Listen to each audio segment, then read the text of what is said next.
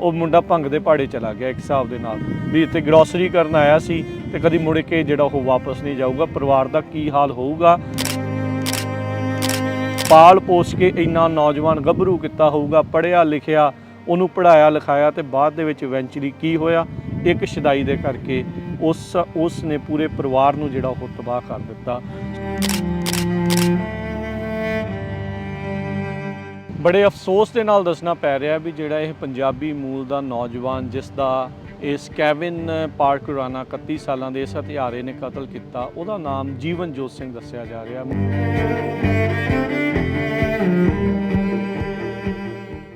ਸਤਿ ਸ਼੍ਰੀ ਅਕਾਲ, Punjabi radio USA ਦੇਖ ਰਹੇ ਸਾਰੇ ਦਰਸ਼ਕਾਂ ਨੂੰ ਜੀ ਆਇਆਂ ਨੂੰ। ਇਸ ਟਾਈਮ ਅਸੀਂ ਉਸ ਜਗ੍ਹਾ ਦੇ ਉੱਤੇ ਖੜੇ ਹਾਂ, ਤੁਸੀਂ ਦੇਖ ਸਕਦੇ ਮੇਰੇ ਪਿੱਛੇ ਸਮਾਰਟ ਐਂਡ ਫਾਈਨਲ ਮਲਪੀਟਸ ਦੇ ਵਿੱਚ ਉਹ ਜਗ੍ਹਾ ਜਿੱਥੇ ਇੱਕ ਪੰਜਾਬੀ ਨੌਜਵਾਨ ਦਾ ਬੀਤੇ ਦਿਨੀ ਵੀਰਵਾਰ ਨੂੰ ਕਤਲ ਹੋ ਗਿਆ।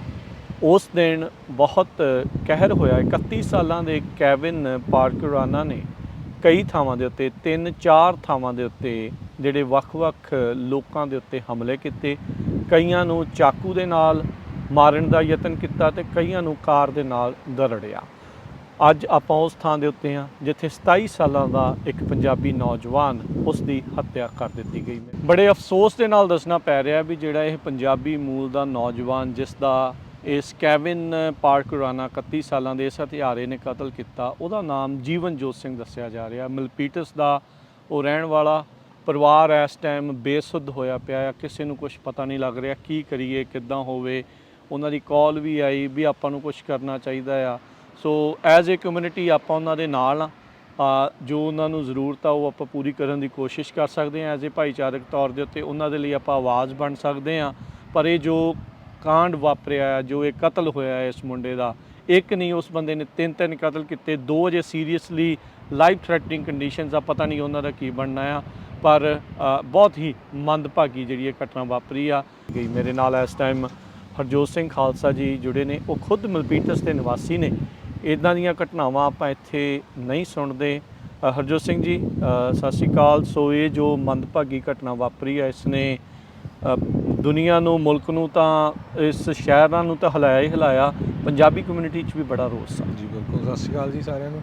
ਸੋ ਇਹ ਮਲਪੀਟਸ ਬੜਾ ਸੇਫ ਸਿਟੀ ਆ, ਬਹੁਤ ਹੀ ਵਧੀਆ ਸ਼ਹਿਰ ਹੈਗਾ। ਪਰ ਇਹ ਬੇਵਕੂਫ ਇੱਕ ਕੈਬਨ ਨਾਮ ਦਾ ਬੰਦਾ ਜੋ ਆ, ਇਸ ਨੇ 1 ਤਰੀਕ ਨੂੰ ਸੈਨੋਜ਼ੇ ਦੇ ਵਿੱਚ ਕਾਰ ਜੈਕਿੰਗ ਕੀਤੀ।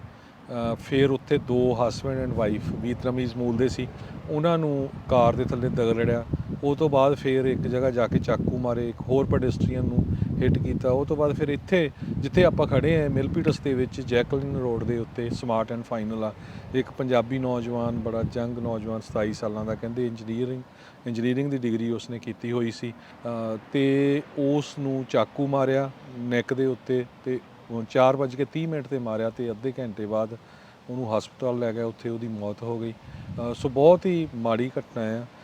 ਇਹਦੇ ਸੰਬੰਧ ਦੇ ਵਿੱਚ ਸੈਨੋਜ਼ੇ ਦਾ ਵੀ ਜੋ ਮੇਅਰ ਆ ਮੈਟ ਮਹਾਨ, ਉਹਨੇ ਕਿਹਾ ਵੀ ਜੋ ਲਾਜ਼ ਆ ਬੜੇ ਲੀਨੀਅੰਟ ਆ, ਸਟ੍ਰਿਕਟ ਹੋਣਾ ਚਾਹੀਦਾ ਆ। ਇਹ ਜਿਹੜਾ ਬੰਦਾ ਜਿਸ ਨੇ ਇਹ ਕਾਰਾ ਕੀਤਾ ਸੀ, ਇਹਦੇ ਉੱਤੇ ਪਹਿਲਾਂ ਵੀ ਫੈਲਨੀ ਚਾਰਜਸ ਲੱਗੇ ਹੋਆ ਜੀ। ਸੋ ਹੁਣ ਡਿਸਟ੍ਰਿਕਟ ਅਟਾਰਨੀ ਜੋ ਸੈਂਟਾ ਕਲਾਰਾ ਕਾਉਂਟੀ ਦਾ, ਉਹ ਵੀ ਇਸ ਕੁਐਸਚਨ 'ਚ ਆਉਂਦਾ ਵੀ ਭਈ ਜੇ ਪਹਿਲਾਂ ਫੈਲਨੀ ਚਾਰਜਸ ਇੱਕ ਵਾਰੀ ਨਹੀਂ ਕਈ ਵਾਰੀ ਕਹਿੰਦੇ ਅਰੈਸਟ ਹੋਇਆ ਸੀ, ਤੇ ਕਿਸ ਤਰ੍ਹਾਂ ਉਹਨੂੰ ਜਿਹੜਾ ਛੱਡਿਆ ਗਿਆ ਹੈਗਾ।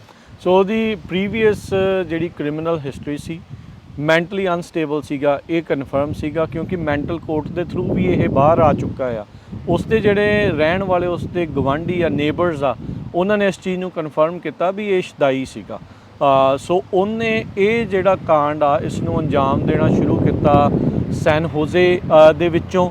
ਉਸ ਤੋਂ ਬਾਅਦ ਦੇ ਵਿੱਚ ਗੱਡੀ ਚੋਰੀ ਕੀਤੀ, ਗੱਡੀ ਚੋਰੀ ਕਰਕੇ ਕਿਸੇ ਨੂੰ ਜਿਹੜਾ ਆ ਉਹ ਥੱਲੇ ਦਿੱਤਾ। ਸੋ ਕੁੱਲ ਜਿਹੜੇ 6 ਵਿਕਟਮ ਜਿਹੜੇ ਬਣੇ ਨੇ, 2 ਜਾਣੇ ਤਾਂ ਹਿੱਟ ਐਂਡ ਰਨ 'ਚ ਜਿਹੜੇ ਵਿetnamese ਕਪਲ ਆ ਉਹਨਾਂ ਦੀ ਮੌਤ ਹੋਈ ਆ, 1 ਜਾਣੇ ਹੋਰ ਨੂੰ ਇਹਨੇ ਗੱਡੀ ਦੇ ਨਾਲ ਭੰਨਿਆ, 2 ਜਾਣੇ ਜਿਹੜੇ ਆ ਉਹ ਕ੍ਰਿਟੀਕਲੀ ਇਸ ਟਾਈਮ ਸਟੈਬਿੰਗ ਦੇ ਕਰਕੇ ਜਿਹੜੇ ਨੇ ਚਾਕੂ ਮਾਰੇ ਤੇਜ਼ ਹਥਿਆਰ ਦੇ ਨਾਲ, ਉਹਦੇ ਨਾਲ ਅਜੇ ਇੰਜਰਡ ਨੇ। ਤੇ ਮਲਪੀਟਸ ਦੇ ਵਿੱਚ ਇੱਕੋ ਇੱਕ ਪੰਜਾਬੀ ਮੂਲ ਦਾ ਜਿਹੜਾ ਨੌਜਵਾਨ ਮੁੰਡਾ ਆ, ਉਸ ਦਾ ਇਸ ਨੇ ਕਤਲ ਜਿਹੜਾ ਆ ਕਰ ਦਿੱਤਾ। ਹੁਣ ਇਸ ਟਾਈਮ ਇਸ ਨੂੰ ਅਦਾਲਤ ਨੇ ਜਿਹੜਾ ਆ ਜੇਲ੍ਹ ਦੇ ਵਿੱਚ ਡੱਕਿਆ ਆ ਵਿਦਆਊਟ ਐਨੀ ਬੇਲ। ਲੱਗਦਾ ਨਹੀਂ ਇਹਦੀ ਜਿਹੜੀ ਉਹ ਬੇਲ ਹੋਊਗੀ। ਸੋ ਇਹ ਵੀਰਵਾਰ ਜਿਹੜੀ ਸ਼ਾਮ ਦੀ 3-4 ਵਜੇ ਤੋਂ ਬਾਅਦ ਦੇ ਵਿੱਚ ਇਸ ਨੇ ਕਈ ਮੀਲ ਦੇ ਦਾਇਰੇ ਦੇ ਵਿੱਚ ਆਪਣਾ ਇਹ ਕ੍ਰਾਈਮ ਆ ਉਹ ਕਿਤੇ ਕਈ ਕ੍ਰਾਈਮ ਕੀਤੇ। ਫਿਰ ਇਵੈਂਚੁਅਲੀ ਸਮਾਰਟ ਐਂਡ ਫਾਈਨਲ ਦੇ ਪਿਛਲੇ ਪਾਸੇ north of the Smart and Final Milpitas High School ਦੇ ਨਜ਼ਦੀਕ ਉਸ ਨੂੰ ਪੁਲਿਸ ਨੇ ਗ੍ਰਿਫਤਾਰ ਜਿਹੜਾ ਆ ਉਹ ਕਰ ਲਿਆ ਸੀਗਾ। ਸੋ ਇਹ ਬਹੁਤ ਮੰਦਭਾਗੀ ਘਟਨਾ ਵਾਪਰੀ। ਨਾਲ ਹੀ ਦੱਸਦੇ ਜਾਈਏ ਮਿਲਪੀਟਸ ਹਾਈ ਸਕੂਲ 'ਚ ਕਹਿੰਦੇ ਵੀ ਉਸ ਟਾਈਮ ਸ਼ਾਇਦ ਗ੍ਰੈਜੂਏਸ਼ਨ ਸੈਰੇਮਨੀ ਚੱਲ ਰਹੀ ਸੀ। ਇੱਕ ਟਾਈਮ ਦੇ ਉੱਤੇ ਡਰ ਦਾ ਮਾਹੌਲ ਇੱਦਾਂ ਬਣਿਆ ਵੀ ਕਿਤੇ ਖੌਰੇ ਉੱਥੇ ਨਾ ਚਲਾ ਜਾਵੇ ਵੀ ਉਹ ਗ੍ਰੈਜੂਏਸ਼ਨ ਸੈਰੇਮਨੀ ਸ਼ਾਇਦ ਕੈਂਸਲ ਕਰਨੀ ਪੈ ਜਾਵੇ, ਪਰ ਪੁਲਿਸ ਨੇ ਜਿਹੜੀ ਮਿਲਪੀਟਸ ਦੀ ਪੁਲਿਸ ਆ ਉਹਨਾਂ ਨੇ ਮੁਸ਼ਤੈਦੀ ਦੇ ਨਾਲ ਇਸ ਨੂੰ ਗ੍ਰਿਫਤਾਰ ਕਰ ਲਿਆ। ਪਰ ਹਰਜੋਤ ਸਿੰਘ ਜੀ, ਇਹ ਕਿੱਡੇ ਵੱਡੇ ਸਵਾਲ ਨੇ, ਇੰਨੇ ਫੈਲਨੀ ਵਾਲੇ ਮੈਂਟਲ ਬੰਦੇ ਇਹ ਕੁਛ ਕਰ ਰਹੇ ਆ। ਹੁਣ ਦੇਖੋ ਗੰਨਾ ਨੂੰ ਤੇ ਇਲਜ਼ਾਮ ਜਿਹੜਾ ਉਹ ਦੇ ਦਿੰਦੇ, ਹੁਣ ਇਹਨੇ ਚਾਕੂ ਨਾਲ ਵੀ ਕੀਤਾ, ਮਾਸ ਜਿਹੜੀ ਆ ਸਟੈਬਿੰਗਸ ਕੀਤੀਆਂ, ਮਾਸ ਜਿਹੜੇ ਆ ਇਹਨੇ ਗੱਡੀਆਂ ਦੇ ਨਾਲ ਚੋਰੀ ਕਰਕੇ ਲੋਕਾਂ ਨੂੰ ਥੱਲੇ ਜਿਹੜਾ ਇਸਨੇ ਜਿਹੜਾ ਉਹ ਦੇ ਦਿੱਤਾ। ਸੋ ਬੰਦੇ ਦਾ ਦਿਮਾਗੀ ਤੌਰ ਦੇ ਉੱਤੇ ਜਿਹੜਾ ਠੀਕ ਹੋਣਾ ਬਹੁਤ ਜ਼ਰੂਰੀ ਆ। ਅੱਜ ਦੇ ਜ਼ਮਾਨੇ ਦੇ ਵਿੱਚ ਜਦੋਂ ਆਪਾਂ ਕਈ ਥਾਵਾਂ ਦੇ ਉੱਤੇ ਜਾਂਦੇ ਆ, ਆਪਾਂ ਨੂੰ ਬਹੁਤ ਅਲਰਟ, ਬਹੁਤ ਜਿਹੜਾ ਸਤਰਕ ਰਹਿਣਾ ਚਾਹੀਦਾ ਆ। ਉਹ ਮੁੰਡਾ ਭੰਗ ਦੇ ਪਹਾੜੇ ਚਲਾ ਗਿਆ ਇੱਕ ਹਿਸਾਬ ਦੇ ਨਾਲ, ਵੀ ਇੱਥੇ ਗਰੋਸਰੀ ਕਰਨ ਆਇਆ ਸੀ ਤੇ ਕਦੀ ਮੁੜ ਕੇ ਜਿਹੜਾ ਉਹ ਵਾਪਸ ਨਹੀਂ ਜਾਊਗਾ। ਪਰਿਵਾਰ ਦਾ ਕੀ ਹਾਲ ਹੋਊਗਾ, ਪਾਲ ਪੋਸ ਕੇ ਇੰਨਾ ਨੌਜਵਾਨ ਗੱਭਰੂ ਕੀਤਾ ਹੋਊਗਾ, ਪੜ੍ਹਿਆ ਲਿਖਿਆ, ਉਹਨੂੰ ਪੜ੍ਹਾਇਆ ਲਿਖਾਇਆ, ਤੇ ਬਾਅਦ ਦੇ ਵਿੱਚ ਇਵੈਂਚੁਅਲੀ ਕੀ ਹੋਇਆ, ਇੱਕ ਸ਼ਦਾਈ ਦੇ ਕਰਕੇ ਉਸ ਨੇ ਪੂਰੇ ਪਰਿਵਾਰ ਨੂੰ ਜਿਹੜਾ ਉਹ ਤਬਾਹ ਕਰ ਦਿੱਤਾ। ਸੋ ਆਪਾਂ ਸਤਰਕ ਰਹੀਏ, ਅਲਰਟ ਜਿਹੜਾ ਉਹ ਆਪਾਂ ਨੂੰ ਰਹਿਣ ਦੀ ਜਿਹੜੀ ਉਹ ਜ਼ਰੂਰਤ ਆ। ਤੇ ਬਾਕੀ ਪ੍ਰੈਸ਼ਰ ਪਾਓ ਆਪੋ ਆਪਣੇ ਪੋਲੀਟੀਸ਼ੀਅਨਾਂ ਦੇ ਉੱਤੇ, ਇੱਥੋਂ ਦੇ ਡਿਸਟ੍ਰਿਕਟ ਅਟਰਨੀਜ਼ ਦੇ ਉੱਤੇ ਵੀ ਭਾਈ ਅਜਿਹੇ ਬੰਦਿਆਂ ਨੂੰ ਜਲਦੀ ਨਾ ਛੱਡਿਆ ਕਰੋ।